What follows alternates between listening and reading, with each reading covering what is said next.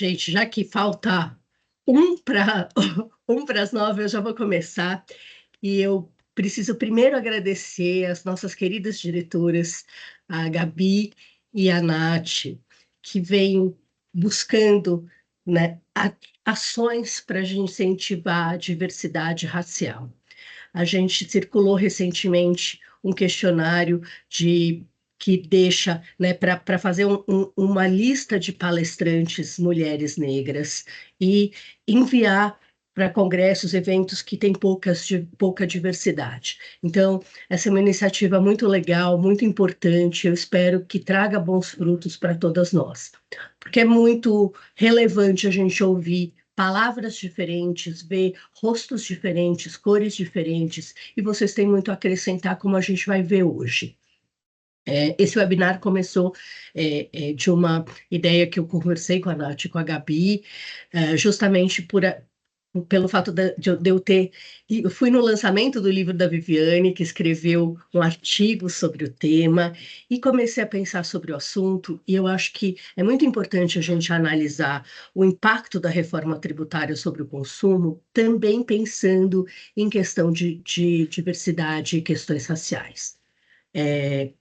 Em relação à reforma do imposto sobre a renda, isso fica mais claro. Eu até tenho um artigo que eu tratei sobre o assunto na revista do IBDT, depois eu deixo em box para vocês, porque sabemos que as mulheres ganham 20% a menos do que os homens, e além disso, a gente tem mulheres negras que são muitas vezes arrimo de família, responsáveis pelo lar e não têm deduções importantes de educação para sustentar os filhos e acabam sofrendo uma tributação mais onerosa, justamente por conta dessas características.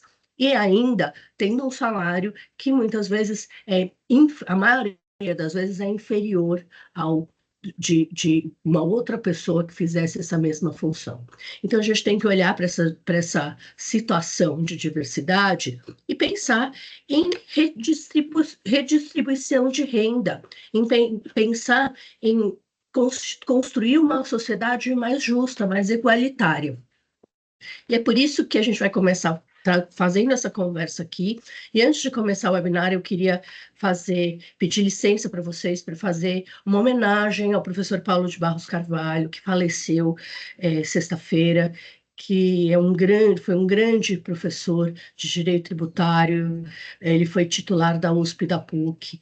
Ele revigorou a teoria geral do direito em matéria tributária, e ele realmente formou grandes profissionais, grandes profissionais. Eu posso dizer que hoje as professoras mulheres, a maioria das professoras mulheres tem uma escola de formação, foram incentivadas pelo professor Paulo de alguma maneira.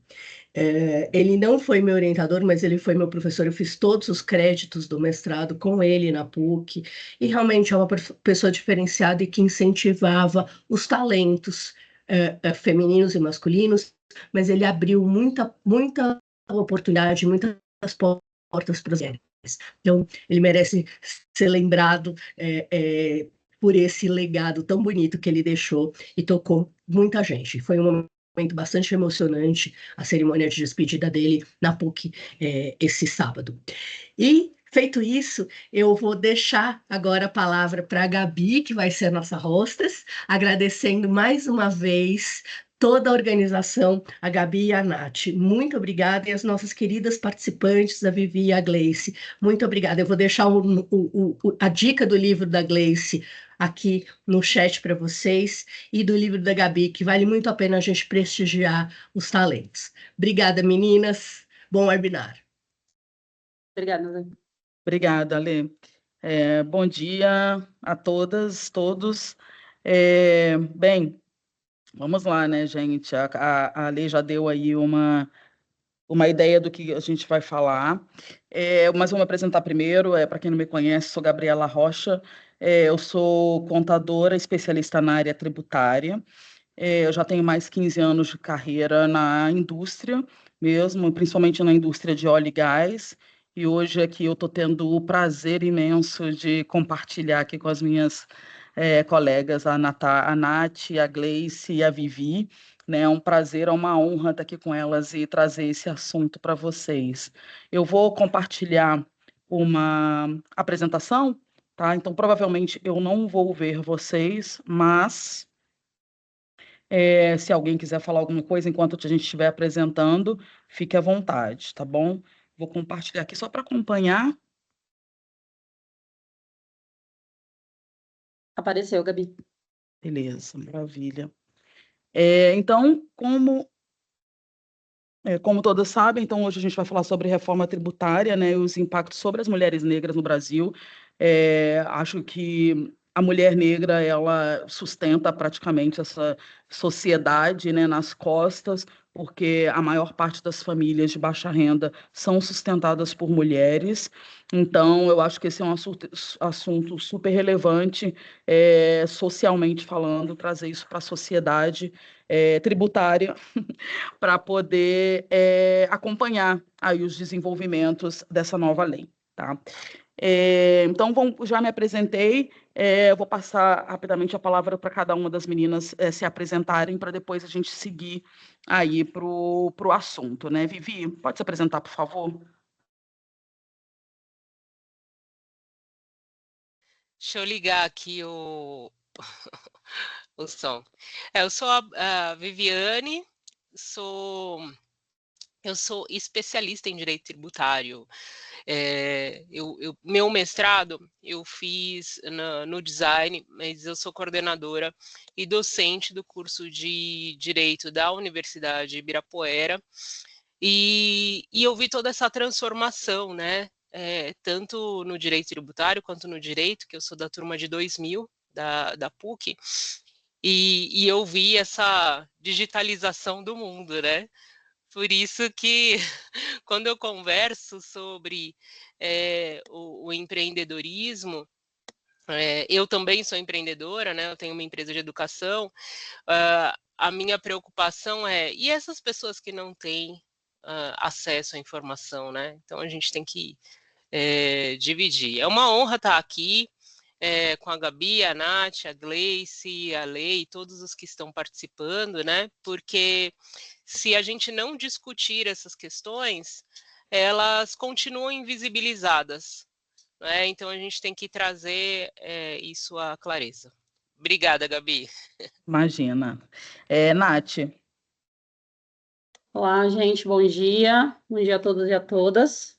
Para quem ainda não me conhece, né? Meu nome é Natália Reis, eu sou advogada, mãe de 2 meninas, também sou especialista em direito tributário pela FGV, sou diretora de diversidade aqui do Tax Woman e sou cofundadora da base junto com a Maíra Outra e a Luciana Reis. Gostaria de agradecer o convite e participar de mais um webinar aqui, nesse grupo tão seleto que eu estimo tanto, que vem abrindo tantas portas para todas nós. E é só isso. Primeiramente, agradecer e depois a gente adentra os assuntos técnicos do webinar. Beleza. Gleice, por favor. Obrigada, bom dia a todas e todos. Eu sou Gleice Diniz, sou advogada também, especialista em direito tributário, mais de 15 anos aí de atuação também nessa área. Sou uma pessoa curiosa, sou uma pessoa atuante em diversidade, equidade e inclusão, e aqui eu tenho a felicidade, né, de estar entre amigas queridas, mulheres negras, tributaristas que eu admiro, e é muita alegria, né, estar aqui reunido com todos vocês, e estamos aqui, né, para debater um tema muito importante, que precisa, né, como já mencionado aqui, ser levado a debate, né, aos mais altos níveis, diante da sua relevância. Maravilha, obrigado, meninas. Bem, então aqui a gente vai falar primeiro, fazer uma análise aqui rápida, né, sobre o que significa, né, sobre isso que a gente está falando, o contexto da reforma tributária e como isso afeta, né, as mães solo, negra, empreendedoras, né, principalmente. Então, eu acho que é a primeira vez, né, na história que o sistema tributário conta com esses dispositivos constitucionais que vinculam a tributação com a promoção de igualdade social, né, o que é super importante, né, igualdade em geral, né. Então, as áreas de foco são igualdade entre homens e mulheres, o recorte étnico, racial e também de gênero, né? Então, esse recorte que é bem específico, e a redução das desigualdades socioeconômicas, né? Então, isso é uma inovação aí histórica, né, no Brasil. Então, a primeira vez que a tributação e gênero se conectam, e ainda, de novo, com esse recorte de gênero e raça, constitucionalmente, e o sistema tributário também passa a considerar impactos sobre as desigualdades estruturais, né? Então, o racismo estrutural, né, já está aí, como muitos sabem, aí há mais de 500 anos, né? Então, a primeira vez que a legislação, né, vai tentar trazer essa questão da estrutural do Brasil, racial e de gênero, para trazer a inovação da tributação, né? E aí, eu vou começar falando acho que a gente vai falar mais sobre isso, mas eu queria só dar um contexto aí da questão para a próxima fala, que vai ser a fala da Vivi, que vai trazer para a gente todos os detalhes, né? Mas eu queria trazer só um pouco de contexto sobre os impactos da regressividade tributária, né? E as desigualdades estruturais sobre mulheres negras, né? Bom, a tributação regressiva, normalmente, historicamente, né? A regressividade ela traz o maior impacto tributário, né? O impacto financeiro da tributação recai sobre o consumo, né? Então, a última ponta da cadeia é que sofre mais, né? Quando a gente traz o conceito da regressividade tributária, né? E, nesse sentido, afeta desproporcionalmente as famílias de baixa renda, né? E quem são as famílias de baixa renda, né? No Brasil, né? São as pessoas pretas, né? Além disso, mulheres, né? E aí trazendo a questão do gênero, as mulheres gastam proporcionalmente mais com bens essenciais, né? E aí isso se dá também porque hoje em dia, na estrutura da sociedade, muitas mulheres, elas são o arrimo de família, né? Elas que sustentam a família, elas que são as provedoras das famílias, né? Então, elas que gastam mais proporcionalmente com os bens essenciais, e esses contextos são marcados por racismo, sexismo estruturais, né? Além disso, a gente tem também o Pink Tax, né? E aí também, de novo, vai para a questão aí das mulheres mesmo consumirem não só bens essenciais, mas também os produtos voltados para o público feminino, né? Então, por isso que é denominado Pink Tax. E aí, esses produtos que são voltados para o público feminino também não é um tributo, né, formal, mas ele você vê que acaba a tributação. Tem alguém com o microfone ligado? Obrigada.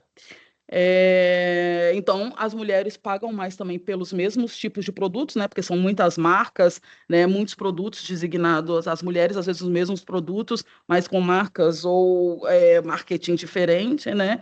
E aí isso também traz um impacto maior sobre mulheres negras em vulnerabilidade. E a análise do impacto. Então, hoje em dia, ainda antes da lei, né, entrar em vigor, a situação das mulheres, especialmente das mulheres negras que enfrentam pobreza extrema, exclusão social, elas que são as maiores afetadas, né? A conexão histórica vem e agora com a mudança da lei, né, vem com a conexão sufragista, né, que é no taxation without representation, né? Então não faz sentido ter tributação sem representação, né? Então assim não é justo, né, que a gente, mulher negra e pobre mulher negra, mãe solo, que a gente tenha que pagar tributos e que a gente não seja representada nessas decisões, né? Então, esse é mais ou menos o contexto que eu queria trazer de regressividade. Agora eu vou passar a palavra para a Vivi, né, Viviane Moraes. A Vivi vai trazer o conceito de Simples Nacional, competitividade, né, com a nova lei, e cruzando aí com o microempreendedorismo negro, da mulher negra. Desculpa, gente. Agora está aqui. Obrigada, Gabi. Bom, vamos falar sobre uma questão que, quando a gente abre a legislação, né, a lei complementar de regência agora da reforma tributária, né, que vai regulamentar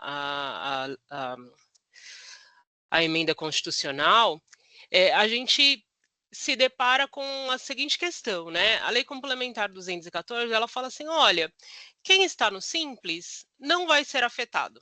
Não vai ser afetado porque ele consegue continuar no Simples e não vai haver nenhuma mudança. Só que, olhando um pouco mais detidamente, a gente percebe que existe um mecanismo de aproveitamento de créditos para as pessoas que as empresas, né, as pessoas jurídicas, os empresários, enfim, que não estiverem, que estiverem no sistema regular, que não estão no Simples Nacional, de que eles vão poder tomar todos os créditos, enfim, que eles obtiverem dentro da cadeia. Então, vamos imaginar que eu tenha uma empreendedora ou uma pessoa jurídica que está no MEI e ela vai fornecer para uma outra empresa que vai estar no sistema regular, né? A pessoa que vai comprar dela não vai conseguir tomar o crédito integral, ele vai tomar o crédito somente da porção paga a título de Simples Nacional. E aí isso pode gerar uma perda de competitividade dessa pessoa que está no Simples Nacional. E aí vocês poderiam perguntar, mas tudo bem, são sistemas, qual é a importância da gente falar do Simples Nacional? A importância é que a maioria dos empreendedores do Simples Nacional são pessoas negras e mulheres. Tem uma pesquisa de 2024 que fala que dentro do perfil, né, dos respondentes, nós temos 56,5% de pretos e pardos no MEI. Não sei se vocês tinham acesso a esse dado, né? E essas pessoas, para a gente ter uma noção, né, de que, mas então o empreendedor, né, quando a gente que é do direito, a gente tem aquela visão, né, porque quem empreende é a pessoa que tem uma sobra de dinheiro, então ela pega esse dinheiro e investe, porque se ela perder, não tem problema, né? A gente vê as pessoas que empreendem hoje no Brasil, muitas delas vão empreender por necessidade. Essas pessoas, né, que na sua maioria são pretas e pardas, se não der certo, ela não come, ela não veste o seu filho, ela não sai de casa, né? E aí a gente fala assim, poxa, mas ela tem que ter conhecimento, porque lá no 966 do Código Civil, quem desempenha atividade econômica organizada e organiza os fatores de produção, ele deve ter conhecimento de tudo. Mas olha, ele não tem conhecimento, às vezes, da própria vida. Por quê? Para a gente ter uma ideia, dessas pessoas que empreendem no MEI, 36,5% tem só o ensino médio. Né? Então, quem tem ensino fundamental incompleto, 12,6%, ensino fundamental completo, 10,5%. Então, a maioria são pessoas que não têm uma educação básica. Como é que a pessoa vai entender a dimensão dessa necessidade de conformidade?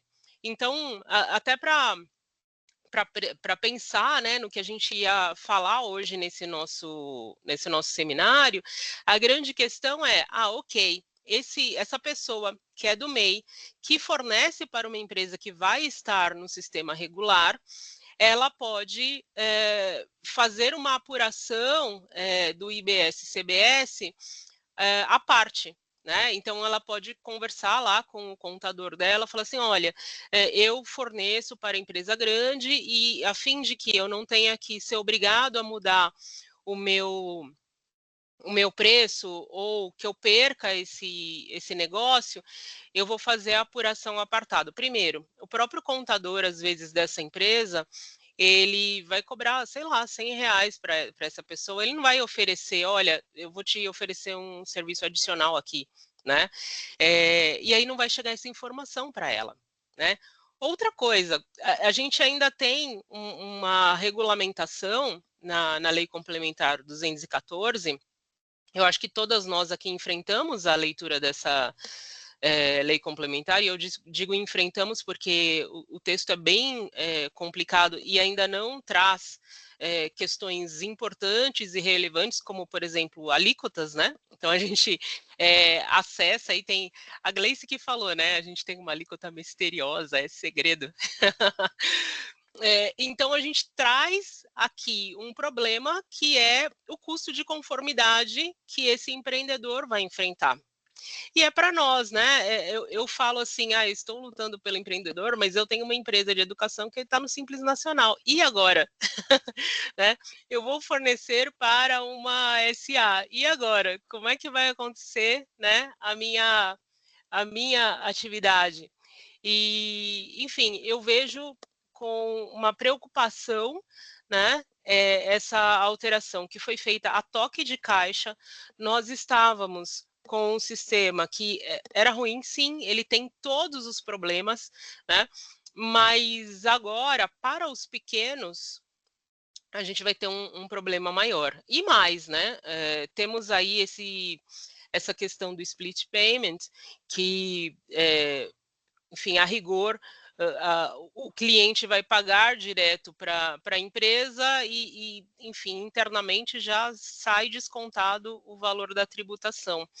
Sem informação, esse empreendedor vai ter a sensação de que estará literalmente sendo roubado, né? Porque a pessoa tem essa sensação, né?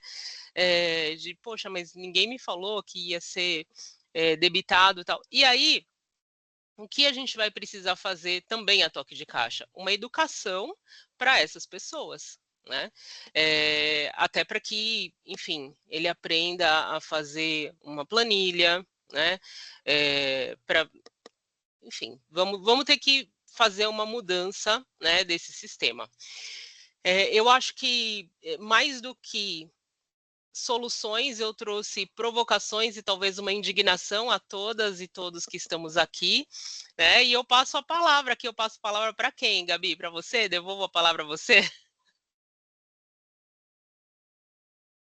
Sim, desculpe, gente, home office, eu tive que mudar de lugar porque começou uma obra aqui do lado da minha do meu prédio. Já volto. Por isso que eu parei até de compartilhar. Mas voltamos. Obrigada, Vivi. Eu acho que, como ficou na nossa preparação, eu acho que a gente poderia ficar horas, né, falando sobre esse assunto, que é super relevante. Mas agora eu vou passar a palavra, depois eu volto com a apresentação para vocês na tela. Eu vou passar a palavra para a Gleice. Ela vai falar sobre cashback. Gleice, palco é seu. Muito obrigada, Gabi. Obrigada aqui a direção aqui do Tax Woman por esse convite, aqui na pessoa da Alessandro Kuma, da Nath Reis, minha amiga querida. E o cashback, né, como foi parte até da introdução da Gabi falando sobre a regressividade tributária, ele é uma das medidas, né, da nossa reforma tributária que vem com o objetivo, né, de combater essa alta regressividade do nosso sistema atual.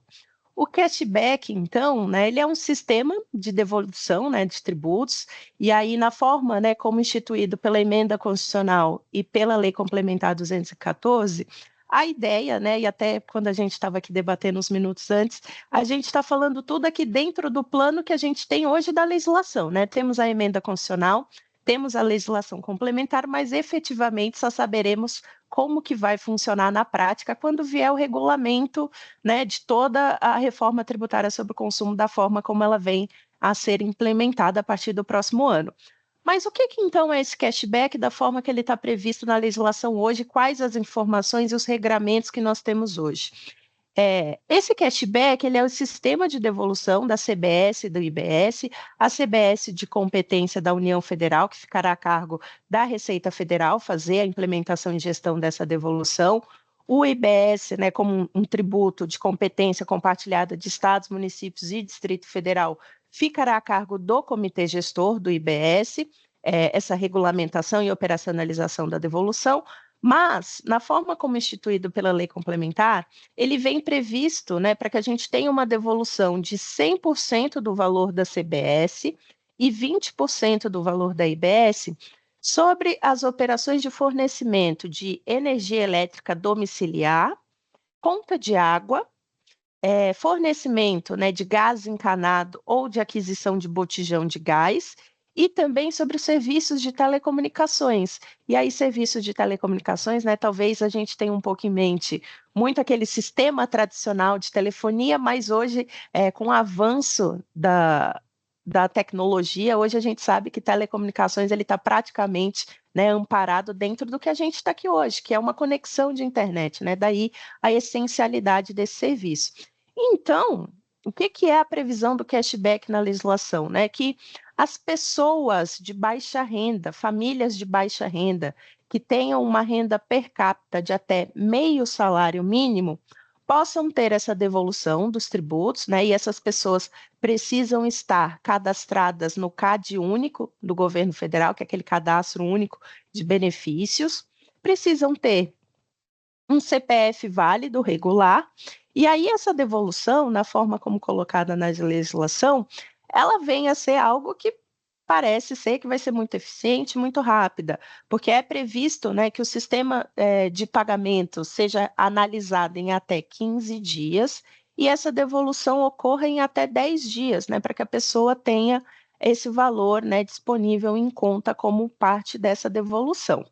E aí, trazendo aqui, né, mais num aspecto concreto do nosso webinar, que hoje a gente está aqui para falar dos impactos da reforma tributária sobre o consumo para mulheres negras, quando a gente pensa nisso, né, o sistema de cashback, uma importante ferramenta que vem para combater a regressividade tributária, pensando nos dados demográficos aqui do nosso país, isso vai ser uma medida de impacto direto para as mulheres negras na nossa sociedade, porque hoje sabemos que, né, segundo os dados da pesquisa do IBGE do ano de 2022, mulheres são o maior grupo demográfico do nosso país, né, representamos aqui 51% da população, e quando a gente faz um recorte racial sobre esses dados, nós temos que pessoas negras representam a maioria da população, aí cerca de 56%, né, dados do IBGE de 2022, então, assim, as mulheres negras serão diretamente impactadas por essa medida,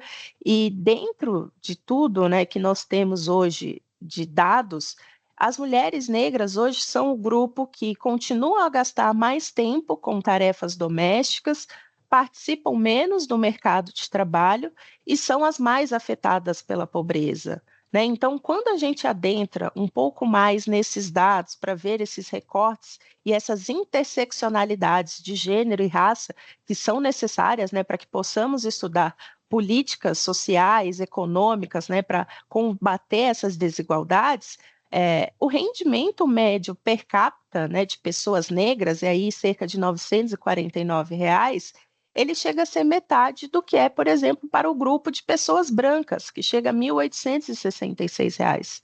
Além de quando a gente adentra também nos dados, como a Gabi comentou, de pobreza extrema, mulheres negras, infelizmente, são a maioria dentro dessa categoria, chegando a quase 40% dentro desses índices. E dentre as mulheres, como a Gabi também colocou, de chefes de família, mulheres também são a maioria, 56%. Então, essa medida, né, como visto, impactará diretamente a vida de mulheres negras, e pelo que a gente tem disponível, né, que ainda pendente de um regulamento específico que vai ser publicado, e aí, assim como a gente brincou aqui antes, a Vivi falou, a alíquota ela ainda é segredo, a gente ainda não sabe. O regulamento, quando ele vem, como ele vem, também não sabemos, é segredo, mas ele vai vir, é uma surpresa para todos nós. Esse impacto, né, de como que isso vai ser operacionalizado, como que essa devolução vai de fato chegar nas pessoas que mais precisam. A gente vê, né, claro, com bons olhos, essa medida trazida pela lei complementar como uma das ferramentas, né, para combater essa regressividade tributária.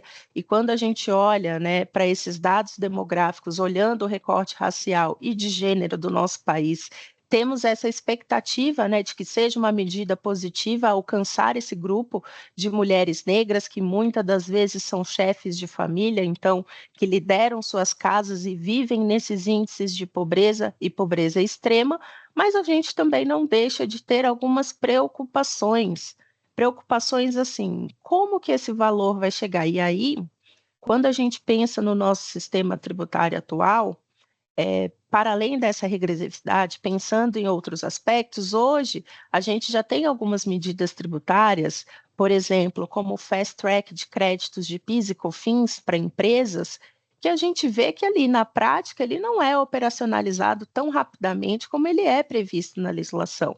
E mais do que isso, hoje um Fast Track de PIS e COFINS, a gente tem toda uma questão, né, que gera um contencioso tributário sobre como esse crédito, o que dá o crédito, então vem também uma preocupação de como que a gente vai operacionalizar isso e quais são os impactos dessa medida, como que isso vai chegar. É muito positivo, né, na legislação que a gente enxergue que essa apuração de créditos ela vai ocorrer em 15 dias e que essa devolução vai ocorrer em 10 dias. Mas, assim, sabendo do que é a prática, né, dentro do nosso sistema tributário nacional, sabendo desses dados demográficos, né, em termos de quantidade de pessoas que são beneficiárias do CadÚnico, pessoas que se enquadram nessas características dessa renda per capita e tudo mais, a preocupação principal é saber como que isso vai ser operacionalizado e se de fato isso vai chegar até as mãos das pessoas que mais precisam, né? E aqui, claro, fazendo esse recorte de gênero e de raça, que por fim, né, e com muita tristeza, são os dados que refletem que hoje o grupo demográfico que mais precisa dessas medidas são as mulheres negras.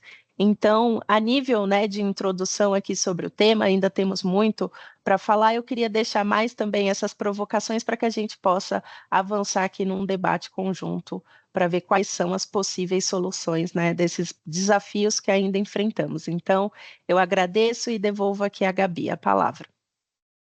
Obrigada, Gleice, maravilhosa.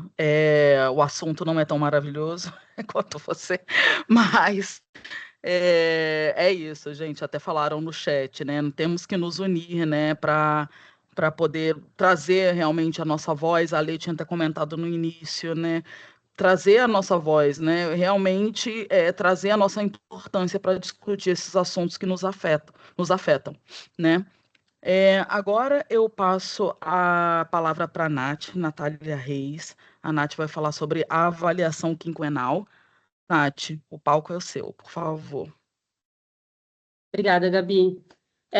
Então, vou tratar um pouco aqui sobre a avaliação quinquenal de eficiência, eficácia e efetividade, que foi introduzida pela Lei Complementar 214, né? Foi regulamentada pela Lei 214, e ela inaugurou uma nova etapa na política fiscal do Brasil, né? Buscando verificar a efetividade das normas que foram introduzidas pelas etapas da reforma tributária, e a gente passou pela primeira etapa agora, que foi a reforma sobre o consumo. A gente avaliou o artigo 475, e eu digo a gente porque eu faço parte do grupo de tributação de gênero da FGV, e a gente fez uma avaliação do artigo 475, eu e a Lana Borges, para tratar um pouco sobre como será efetivamente feita essa avaliação, né? O artigo 475, ele traz que o Poder Executivo e os comitês gestores do IBS e da CBS, eles realizem a avaliação quinquenal da eficiência, eficácia e efetividade das normas tributárias, considerando, entre outros aspectos, os impactos sobre as desigualdades, e aí, nesse sentido, as desigualdades de gênero, que ela é trazida no artigo como igualdade entre homens e mulheres e a igualdade étnico-racial. E ela é um grande avanço, assim como a implementação do cashback, da cesta básica, mas a nossa preocupação maior é em relação a como efetivamente se dará essa avaliação, né? Então, esse comando da lei, ele usa o termo deverá, então não é poderá, então a gente a nossa maior discussão é quem serão as pessoas ouvidas em relação a esse aspecto, né? Então, e ele fala também sobre os critérios dessa avaliação, como a promoção de igualdade, a redução das desigualdades da renda, e aí a gente vai para uma segunda fase da reforma tributária, né, que é a Lei 108, e as interseccionalidades, como elas serão feitas, e a reavaliação que ela será utilizada criteriosamente a cada 5 anos. Então, a gente traz algumas preocupações e desafios, e aí um pouco mais para frente, né, sobre quais indicadores serão utilizados, quem fará parte dessa avaliação, e como será a escuta dessas pessoas em relação à avaliação quinquenal. E aí eu trago um paralelo, que isso é fácil da gente enxergar quando a gente traz assim, é muito fácil você trazer essas pessoas vulnerabilizadas e convidá-las para fazerem parte dessa avaliação, mas como, de fato, você faz com que essas pessoas participem. Você convidar não faz com que essas pessoas efetivamente estejam sentadas à mesa para falar sobre critérios que elas sentem na pele. Então, a nossa preocupação em relação à avaliação quinquenal, e a gente vai trazer um pouco disso, é justamente como ela será efetivada. E aí, como que os grupos vulnerabilizados possam sentar à mesa e trazer para que não seja só uma letra morta, para que não fique só ali no dispositivo e seja de fato concretizada essa avaliação. Gabi. Perfeita, Nath, obrigada. Bem, gente, eu queria agora trazer para vocês. Alguém tem alguma dúvida antes da gente seguir? De repente, alguém gostaria de fazer algum comentário? Eu estou aqui já querendo fazer comentário. Eu quero. Não, eu adorei. Primeiro, assim, adorei ouvir todas. Eu acho que esse debate é realmente da maior importância.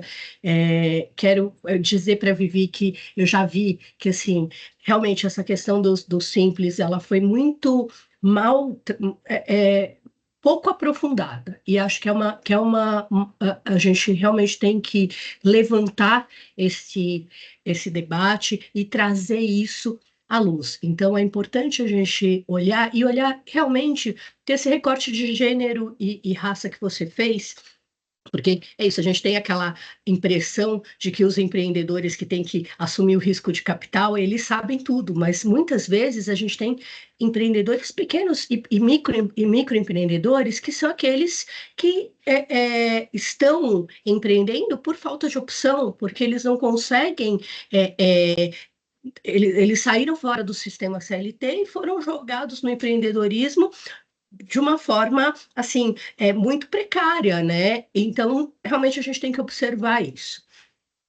Gostei muito da fala da Gleice sobre o cashback. Eu tenho também essa preocupação em relação à implementação. Também eu acho que é um ponto que falta aprofundamento e debate. E eu acho que é um sopro de ar fresco a gente ouvir vocês falando sobre isso, né? Pessoas extremamente preparadas, talentosas e que podem aí fazer a diferença trazendo à luz esses assuntos. Aí vou devolver a palavra para a Gabi, porque também não quero, né? Não quero aqui, eu só quero estimular o debate. Eu já vi que a Maria Alice também trouxe um ponto, até queria convidá-la a comentar se ela tiver. Eu estou vendo que ela está aí com a câmera aberta. Fica à vontade, Maria Alice. Bom dia a todos. Na verdade, eu acho que talvez o grupo da Texuma possa se unir, né, e gerar material de treinamento, tá, mais ou menos, porque a gente tem essa capacidade técnica, né? Material de treinamento que possa depois ser distribuído para ser multiplicado, né? É óbvio que nós não vamos atingir, tá, esse vasto grupo, né? Mas a gente talvez tenha a capacidade de formar alguns multiplicadores, né? E se a gente fizer, a ideia que me passou pela cabeça foi a gente construir junto um material padrão, tá? Vamos dizer, certificado por nós no sentido de que está correto, né? Tá? Com auxílio de pessoas para fazer uma tradução, talvez para uma linguagem e para exemplos mais reais do dia a dia desse microempreendedor, tá?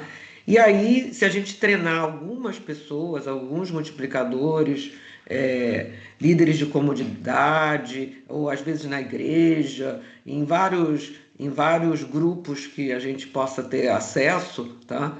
Mas todas com o mesmo curso, entre parênteses, né? Com essa curadoria do TechSuma, talvez a gente possa fazer essa diferença, né?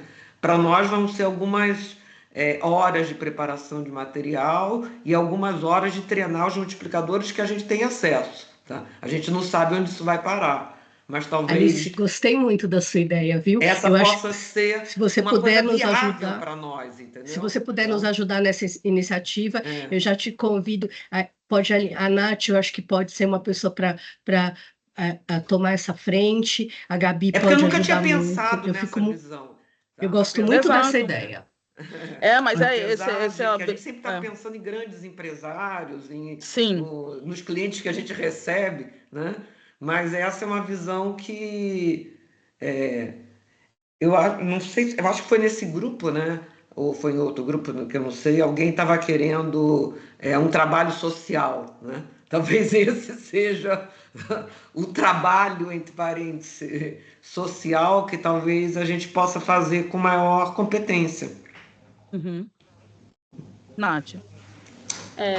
Primeiro, eu queria parabenizar a Maria, eu vejo ela também no grupo de tributação e gênero da GV, e eu acho que ela trouxe um ponto super importante, que é a questão da informação mesmo, né? Como a informação chega nessas mulheres, como essa informação chega nas pessoas vulnerabilizadas. E a gente, antes da reunião, a gente tinha discutido esse aspecto. Topo, acho super interessante, eu acho que a gente tem que ser multiplicador mesmo, e tem que passar a informação, porque essa informação não chega. Muitas vezes ela não chega nos grupos que mais precisam dela, e essas pessoas não têm ajuda, não têm, às vezes, como custear ou a questão da contabilidade, enfim, como que elas vão fazer agora com essa reforma? Como que eu aplico? Então, gostaria de parabenizar e me colocar à disposição também, se a gente quiser tirar da fala e colocar no papel. Sim. Obrigada, Maria Alice. Obrigada, Nath. Sim, eu concordo também já me coloco o seu comentário, sua ideia, Maria Alice. E a gente até estava, quando a gente estava preparando o webinar, né, a gente levantou o ponto, né, assim, deixamos de fazer uma reforma social antes de fazer uma reforma tributária, né? Então é essa pergunta que sempre vem, né? Porque assim não tem. E aí voltando no que a Gleice colocou e o que a gente nem comentou aqui também na questão do split payment, mas como que as pessoas, assim, gente, as pessoas que são as pessoas de baixa renda, que vocês sabem que não tem a questão da educação do Brasil é estrutural, então elas não têm acesso à educação, no máximo elas têm acesso, quando elas têm internet, elas têm acesso ao WhatsApp, né, e tudo que é o WhatsApp vira verdade, então aí talvez a gente consiga entrar aí na publicação e na divulgação, né, desse material, mas é muito, muito, muito sério, né? E aí, nessa nossa conversa, a gente até chegou a falar, será que o empreendedorismo ele vai voltar a ser informal, mais informal do que era antes? Entendeu? Por causa de todas essas complicações, né, que a gente não tem, né, a nossa população negra, elas não têm, né, essa acesso a todas essas informações, então é muita coisa para pensar ainda, né? Mas é isso. Alguém mais tem algum comentário antes da gente ir para o nosso último assunto também um pouco desagradável? Alguém? Eu ia falar, Gabi, que a reforma traz, né, agora a questão do combate à regressividade, e ela traz uma questão para mim que é tormentosa, que é a questão da neutralidade, né? E eu acho que a gente vê que o sistema não é neutro. Não. Enfim, são ficções, né? O direito é uma ficção, né? Eu lembro que lá atrás, nos idos dos 2000, né, que quando eu fazia a pós lá na PUC, o professor Eurico falava, né, que o direito era Matrix, tal, né, porque tinha acabado de lançar o filme, né, do Matrix. Mas para quem lê o texto, fala assim, não, mas tá tudo certo. Eu tive essa discussão sobre a questão da regressividade e os marcadores de gênero e raça, e muita gente fala, não, mas o direito é para todo mundo. E então a gente tem que começar a discutir quem é esse todo mundo. Porque para nossa mãe, você não é todo mundo. Exatamente. E para o direito, a gente não é todo mundo. Né? Então, eu acho que está na hora da gente tirar o direito tributário dessa bolha e perceber que tudo tem um impacto econômico, né? E para a pessoa negra que veio de uma família, até teve um texto que vocês compartilharam lá no grupo, né? Da Oxfam.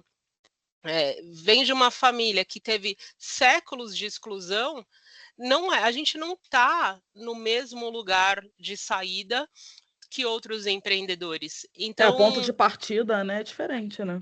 Exatamente. Então a dor é maior, né? Então todas essas coisas eu acho que é muito legal, Maria, que você trouxe, né, dessa necessidade de educação. Eu acho que é um letramento mesmo, né? Que a gente precisa fazer. Nós que estamos rompendo aí algumas barreiras, a gente tem o dever de fazer essa leitura e levar para as comunidades, sabe? Para pelo menos tentar fazer essa mudança, né? Exatamente. Era isso.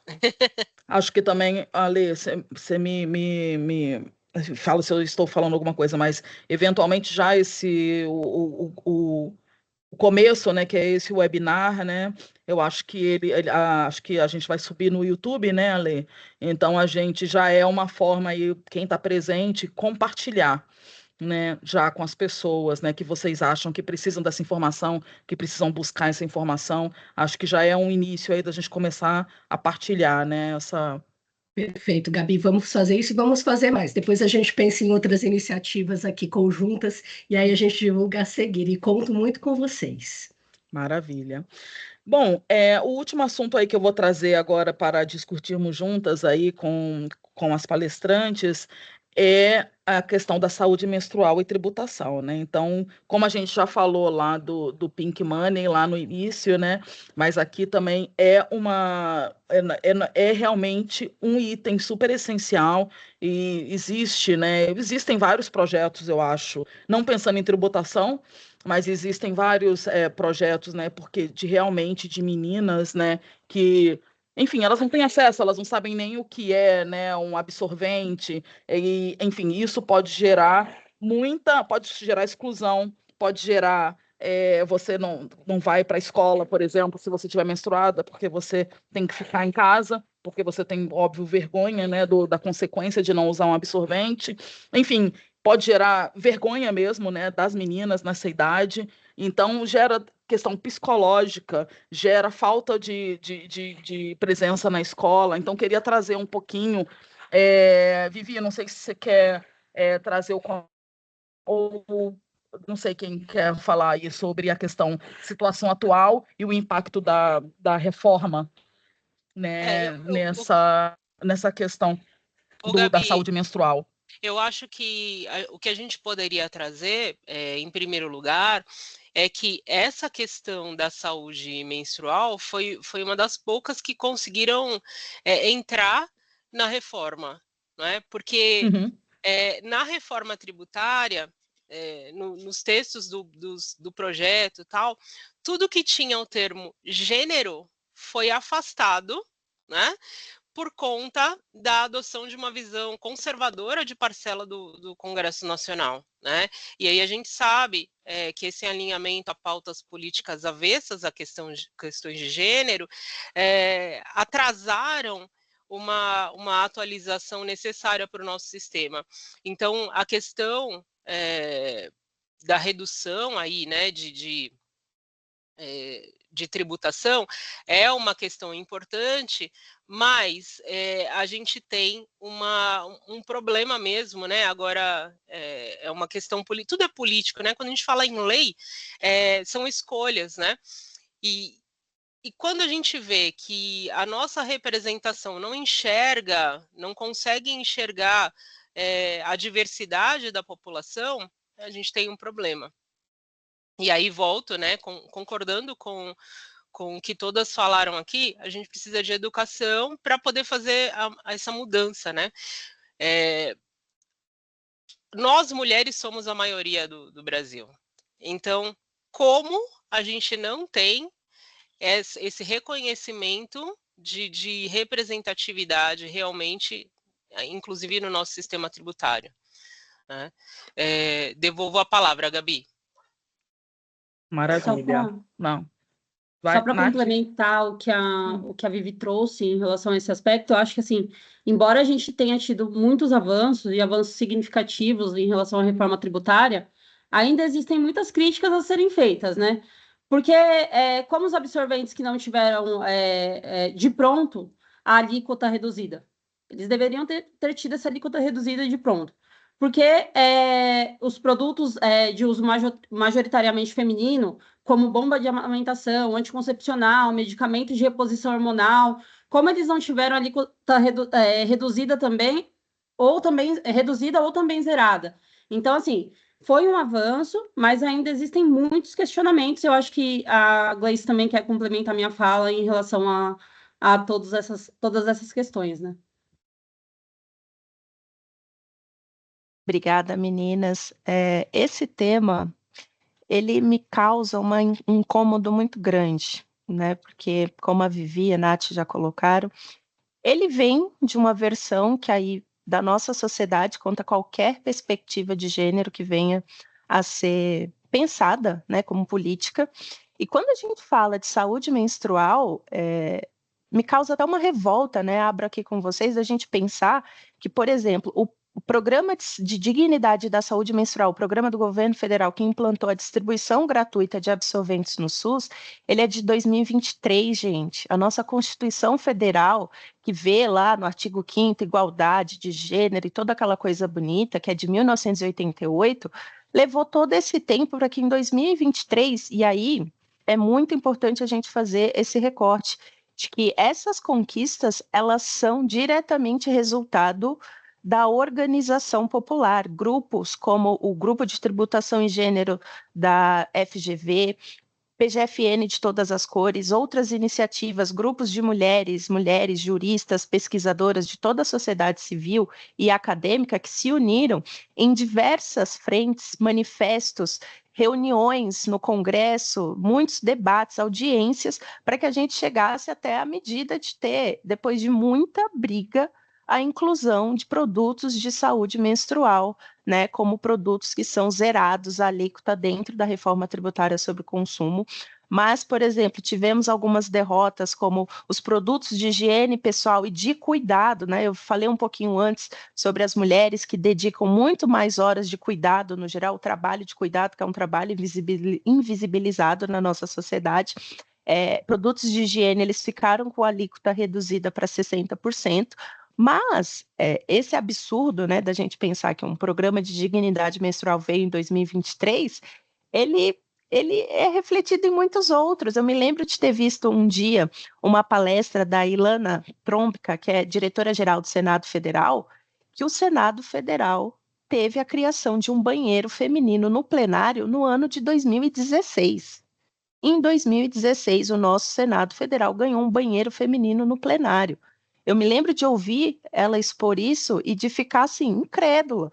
Então, conseguimos esse avanço, é louvável, mas a gente tem muita coisa ainda para ir atrás, e quando a Gabi trouxe lá na frente, falando do Pink Tax, é a gente pensar que, por exemplo, você buscar um barbeador azul no mercado, ele tem um preço, um barbeador rosa, que é o mesmas características, mesmo design, ele tem um outro preço. E aí, né, falando um pouco de como a reforma tributária busca corrigir essa distorção, vem a unificação de alíquotas, então a gente espera que a unificação de alíquotas sobre bens e serviços que é proposta pela legislação, que ela seja efetiva, que a gente possa chegar no mercado e encontrar um barbeador azul e rosa com o mesmo preço e com uma mesma alíquota tributária que não seja diferente por conta de uma cor e da destinação desse produto. E agora, finalmente, produtos de saúde menstrual, né, com alíquota zerada dentro da reforma tributária, e aí aliado nessas outras medidas, como o programa de dignidade menstrual, que a gente possa corrigir essa distorção que ela é social, ela é econômica, e quando a gente vai abrindo, ela tem um recorte que ele é racial. Tem muito ainda pelo que a gente lutar, mas vejo que a gente está aqui dando alguns passos, né, no debate e nas medidas a serem implementadas. Era esse o comentário que eu queria fazer. Maravilha. Obrigada, Gleice. Obrigada, Nath. Obrigada, Vivi. Maravilhosas. Então, aqui, bem, como eu vi que a Lê compartilhou aí a lista, né, para vocês se inscreverem, né? Então, a gente está chamando aí, fazendo uma chamada aí para promover mulheres negras, né, como palestrantes, né? Então, por favor, se inscrevam, porque a gente precisa também colocar a nossa voz. Fizemos, depois acho que a gente consegue compartilhar a apresentação, né, Ale? A gente consegue compartilhar a apresentação com vocês. E estamos podemos também... mandar no grupo, sim. Mandamos no grupo e... enfim, e falamos bastante, mas precisamos discutir mais, temos que estar juntas, né? Eu agradeço aqui ter participado. Ale, por favor.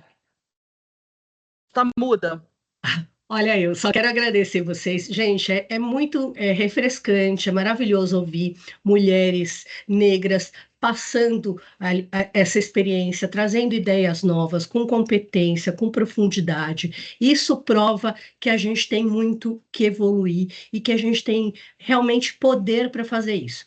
Então, eu adorei a ideia da Maria Alice. Eu conto com vocês, Gleice, Vivi, Nath, a Gabi já são do grupo, então eu vou pedir para elas encabeçarem essa iniciativa da gente realmente fazer uma cartilha, né, um letramento em palavras simples para a gente divulgar conhecimento. Eu acho realmente importante. A Gabi já é uma das grandes é a responsável pelas iniciativas antirracistas, está fazendo essa lista de palestrantes. Eu espero que vocês divulguem isso, porque além de vocês, eu tenho certeza que tem mais talentos aí que a gente precisa descobrir e a gente precisa mostrar para a sociedade. Olha só o que as mulheres podem fazer, olha só o que as mulheres negras podem fazer quando dizem, não tem palestrante especialista. Gente, tem uma lista aqui. Tá? São essas e elas arrasam. Então, isso acho que é muito importante e agradeço mais uma vez a presença de todos. Nos ajudem a divulgar essas iniciativas para a gente fortalecer e fazer crescer essa rede. Nath, vou deixar você encerrar. Muito obrigada, meninas. Obrigada mesmo. Eu fiquei muito feliz com o resultado. Vocês me surpreenderam positivamente. Eu já estava com expectativas altas. Muito obrigada. Obrigada, Lê.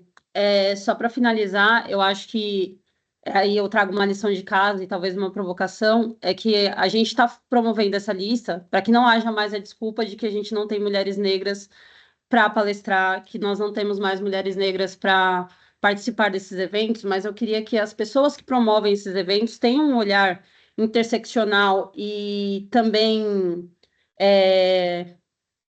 fugiu a palavra agora, um olhar mais empático em relação a essas pessoas, porque não basta você convidar as pessoas, é bom você também ter um olhar para ver o porquê que essas pessoas não estão comparecendo nesses eventos. Então, garantir a efetividade dessas mulheres nesses eventos. Então, assim, muitas vezes, todas nós somos convidadas para grandes eventos, mas às vezes a gente não tem como acessar esses eventos. entende? Mobilidade mesmo. Muitas vezes algum evento em São Paulo e a pessoa é do Rio, muitas vezes o evento é no Rio, a pessoa é de São Paulo.